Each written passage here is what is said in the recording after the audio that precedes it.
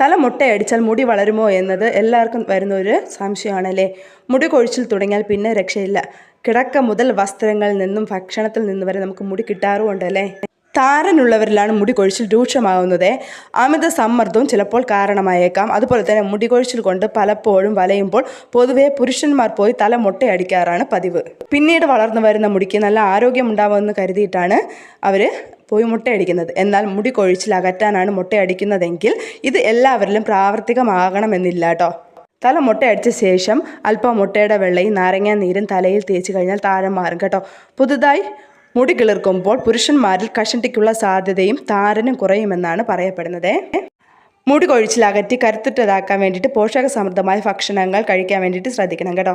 അതുകൂടാതെ തന്നെ വേഗം മുടി പൊട്ടിപ്പോകുന്നുണ്ടെങ്കിൽ ഡെർമറ്റോളജിസ്റ്റിനെ കണ്ട് ആവശ്യമായ ചികിത്സ തേടേണ്ടത് അത്യാവശ്യമായിട്ടുള്ള ഒരു കാര്യമാണ് കേട്ടോ. അപ്പോൾ നമ്മുടെ ചാനൽ സബ് ചെയ്യാത്തവരുണ്ടെങ്കിൽ സബ്